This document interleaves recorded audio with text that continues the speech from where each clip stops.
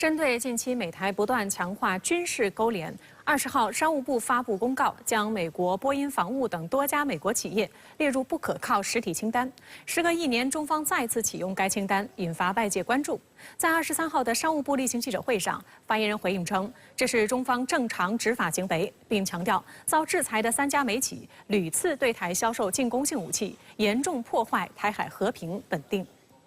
对于美方持续干涉台海，台湾地区领导人520讲话当天，商务部毫不手软地祭出了重拳，连出2则公告，宣布把3家参与对台军售的美国企业列入不可靠实体清单，并采取系列制裁措施。至此，被列入不可靠实体清单的美国军工企业数量升至5家，这也成为今天商务部例行记者会上境内外媒体关注的焦点。发言人今天回答的第一个问题就与此有关，而且发言人今天共回答了7个问题，至少有3个围绕此次不可靠实体清单展开。发言人就媒体朋友的关注做出了有理有据有据的全面回应。在跟现场同行的交流中，大家感到如今中国反击美国的方式明显变了，话变少了，行动变多了。发言人何亚东表示，台湾问题是中国核心利益中的核心，台独分裂活动是台海和平的最大破坏性因素。中方根据《对外贸易法》《国家安全法》不可靠实体清单规定，决定将相关企业列入不可靠实体清单，并采取相应措施，是中方依法采取的正常执法行为。屡次对台销售导弹、军用无人机、坦克等进攻性武器，以此纵容支持台独分裂势力，严重损害中国国家安全，严重损害中国国家主权和领土完整，严重违背一个中国原则和中美3个联合公报规定，严重破坏台海和平稳定。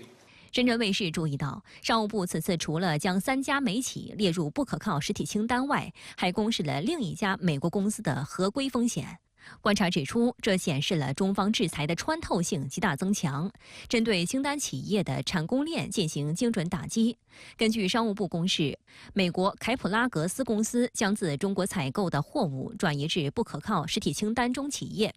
境内企业与美国凯普拉格斯公司开展出口业务时，应当注意识别违规转移的风险。对此，商务部在23号的记者会上也就此进行了进一步的说明。具体包括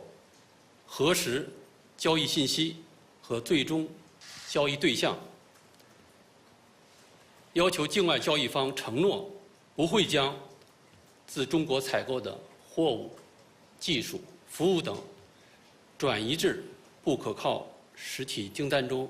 企业等。美国凯普拉格斯公司是一家塑料制品公司，主营产品包括保护盖、保护塞、保护网、保护管等。分析认为，对这家公司的外贸业务发出警告尚属首次，显示监管能力建设正在不断增强，对其后续影响的评估有助今后充分发挥清单机制的制裁效力。同时，这次中方出手的力度较为克制，对中国供应商实施了有效保护。事实上，实体清单被认为是大国的标配，而这一机制近年来多次被美国滥用。根据美国商务部今年1月公布的所谓实体清单报告，目前共有约800家中国企业被纳入，其中约300家是拜登上台后加入的，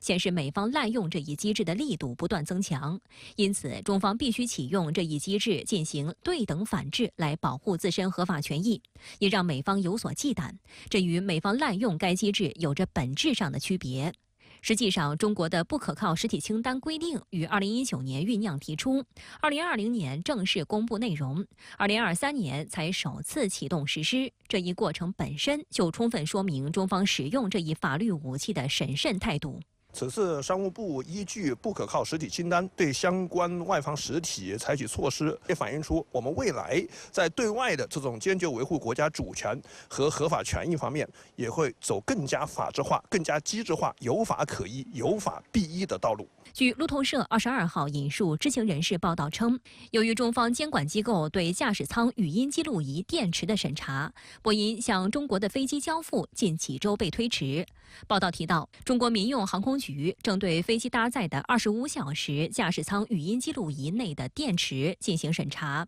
波音公司正在确定新的交付时间。由于飞机制造商通常在将飞机交付给客户时才能收回大部分款项，目前这一插曲正受到华尔街的密切关注。认为这将使波音公司高层提出的今年交付大部分库存飞机的目标泡汤。根据波音公司2023年年底提交的文件，目前波音库存约有140架737 MAX 8飞机，其中85架是为中国客户准备的。截至4月底，波音公司今年共向中国交付22架飞机，但4月底至今，波音向中国客户交付新飞机的数量为0。波音公司今年卷入一系列丑闻，包括内嵌式应急门脱落、引擎起火、轮胎掉落、冲出跑道以及机翼受损等等，堪称一波未平一波又起，其质量问题引发外界高度担忧。据美国媒体报道，美国联邦航空管理局在今年3月发布的适航指令中指出，波音公司的777客机油箱附近存在电气绝缘不良，该情况可能导致油箱内起火，并导致火灾或爆炸，